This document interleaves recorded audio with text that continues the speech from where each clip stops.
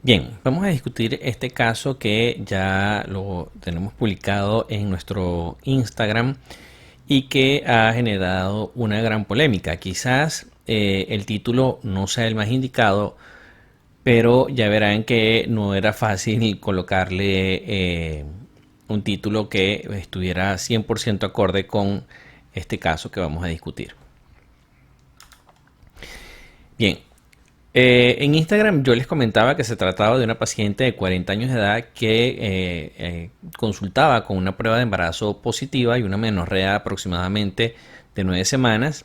Esta era una paciente que no tenía ningún antecedente de importancia y que pues iba a una consulta de rutina una vez que tiene una prueba de embarazo positiva.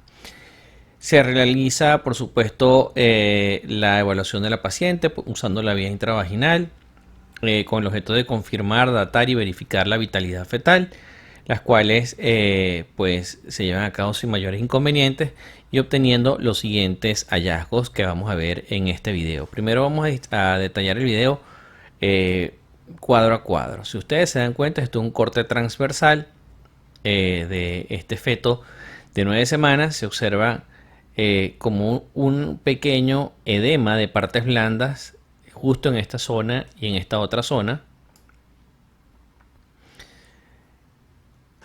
Más o menos aquí tenemos un corte oblicuo y esto vendría siendo la cabeza o el polo cefálico de este feto de 9 semanas, y aquí también podemos ver la presencia de este pequeño edema de partes blandas.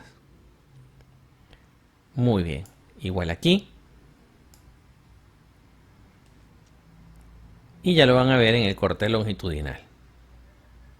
Estas son las piernitas del bebé. Este es el tubérculo genital.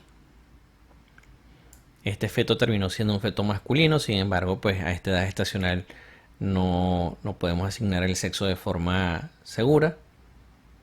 Y aquí nosotros podemos ver este halo que en su momento fue lo que a mí me llamó la atención en este feto, repito, de apenas 9 semanas.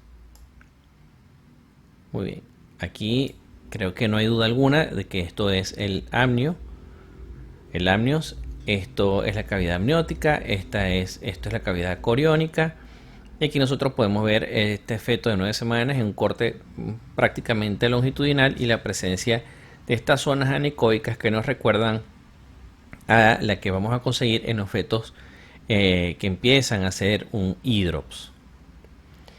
Muy bien, mismas imágenes, aquí podemos ver la vesícula vitelina y nuevamente pues lo que nos llama la atención, esto es amnios y esto es edema de partes blandas.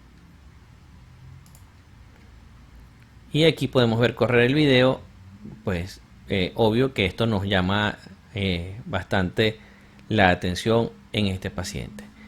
Sin embargo, la conducta en este momento fue la siguiente. Puesto que se trata de un feto de apenas 9 semanas y no está fácil dar un diagnóstico a la paciente a esta edad gestacional, sí se le recalcó con que esta imagen no es la que habitualmente estamos acostumbrados a ver en un feto de 9 semanas. Se le hizo hincapié sobre la necesidad de tener que evaluarla a las 12 semanas y también se le hizo hincapié en la necesidad de realizar marcadores serológicos. Sin embargo, la paciente estuvo un poco renuente, quiso esperar y la volvimos a ver a las 12 semanas. Muy bien, aquí podemos ver el video corriendo completo y los hallazgos que ya han sido descritos. Okay, estos son los bracitos, las piernitas. Aquí vemos la cabeza de este bebé. Y aquí vemos los miembros inferiores, el tubérculo genital, la cavidad amniótica, el amnios, la cavidad coriónica. ¿Okay? Y aquí vemos este edema que es el que nos incomoda en relación a este caso.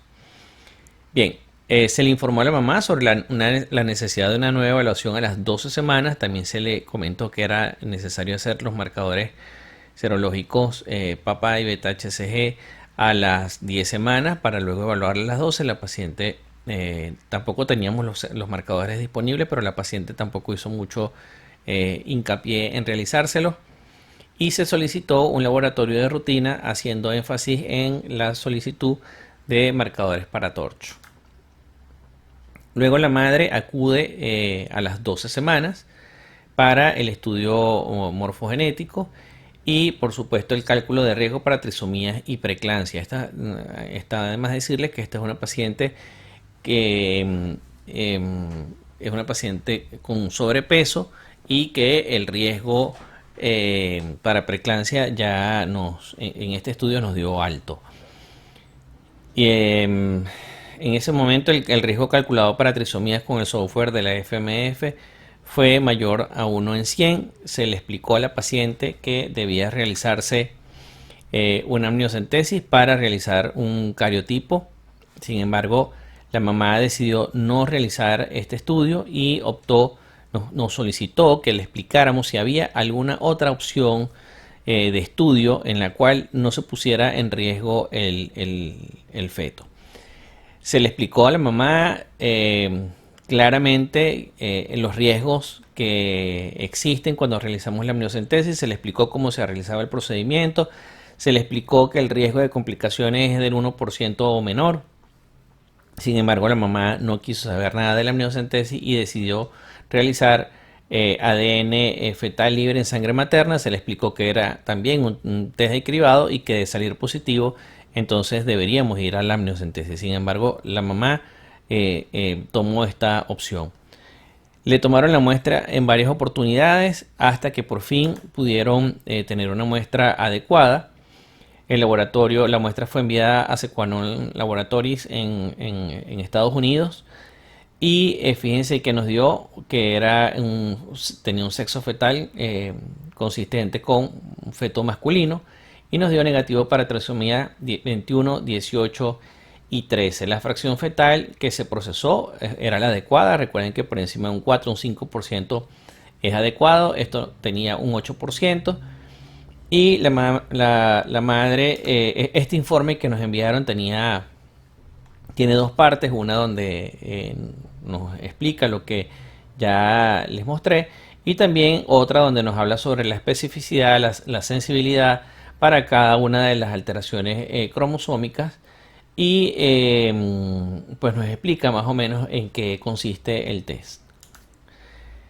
La paciente nos consultó con estos resultados a las 18 semanas, ya nosotros nos los había enviado al laboratorio. Estábamos bien contentos, pero estábamos conscientes de que teníamos que realizar un cribado de cardiopatías congénitas. Se le explicó a la madre, siendo imposible al momento en el que la madre acude a las 18 semanas realizarlo porque se trataba de un feto con un dorso anterior y una madre que tiene un sobrepeso importante. Luego la paciente acude a su control a las 22 semanas cuando luego de 2 horas y media de estudio el feto se da la vuelta y nos permite realizar algunos cortes ecográficos que nos permiten detectar la presencia de una cardiopatía congénita tipo de defecto de las almohadillas endocárdicas. Específicamente teníamos un canal atrioventricular completo balanceado y intentamos evaluar los tractos de salida y también el corte de 3 vasos tráquea, siendo la mayoría de estos cortes imposibles de realizar por la actitud fetal. Ese mismo día pedimos evaluación de la paciente por la cardiólogo pediatra, quien confirma el diagnóstico y al igual que nosotros tiene dificultades para poder evaluar los tractos de salida, quedando entonces el estudio inconcluso y pues lo vamos a concluir en los próximos días. Dios mediante el feto nos permita obtener las imágenes que necesitamos. Muy bien, entonces llegó el momento en el que debemos puntualizar cuáles son las enseñanzas de este caso. Lo primero es que debemos siempre dar toda la información de los hallazgos que nosotros veamos en los estudios de ecografía. Eso es muy importante. Nosotros no debemos ocultar información al paciente y es la información que le demos y cómo se la demos la que nos va a permitir justificar los siguientes estudios. En mi caso, hay pacientes que vienen a la consulta, confirman la edad gestacional, confirman la vitalidad fetal y luego no regresan a una segunda consulta. Entonces, a esta paciente no se le ocultó ninguno de los hallazgos, se le dijo que habían unas imágenes que no eran las habituales, las acostumbradas para un feto de 9 semanas, y que necesitábamos una segunda evaluación y que era importantísimo que regresara a nuestra consulta, o en caso contrario que donde fuera hiciera hincapié sobre este hallazgo inusual que pudiera ser normal pero que necesitaba ser estudiado.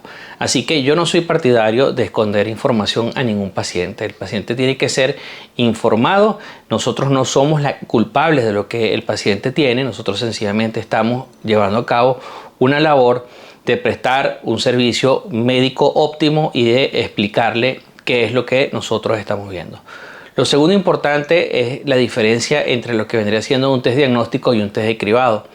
Fíjense que esta paciente, yo le ofrecí la amniocentesis, sin embargo ella optó o me pidió que por favor la asesorara sobre si había otra prueba que no fuera invasiva.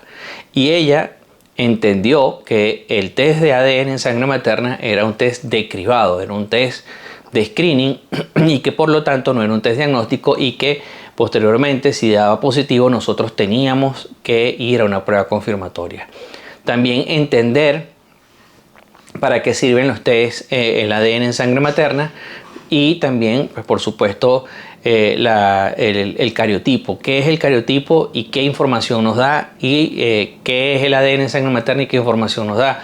Porque si hubiésemos realizado cariotipo en este feto, lo más seguro es que, al menos para no nos vamos a encontrar trisomías 13, 18 y 21.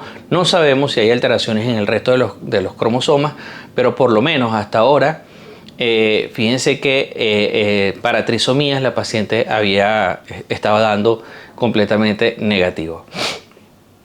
Otro punto importante es recordar, y que este caso es emblemático, nos está diciendo que las cardiopatías congénitas son las anomalías más frecuentes en el ser humano y que por lo tanto debemos buscarlas siempre ante la presencia de una translucencia nucal aumentada, pero también recordar que son muy frecuentes en pacientes sin ningún tipo de antecedente y con estudios de screening del primer trimestre totalmente normales. Es decir, todo paciente que entra a nuestra consulta debe ir a un cribado de cardiopatías congénitas, quieran o no. Es lo que deberíamos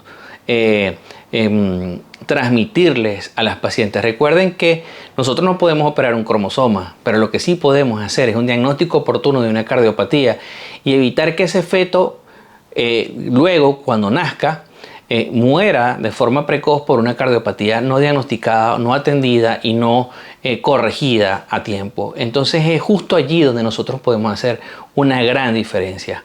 Así que estas son algunas de las enseñanzas de este caso. Pueden dejar los comentarios en la cajita de comentarios. Pueden hacer otras consideraciones en un caso bastante polémico donde muchas personas opinaron. En los próximos días voy a montar las imágenes del ecocardiograma que se realizó. No son imágenes muy buenas porque, como les comenté, esta paciente es obesa y es un paciente bastante difícil de evaluar. Pero sí vamos a tener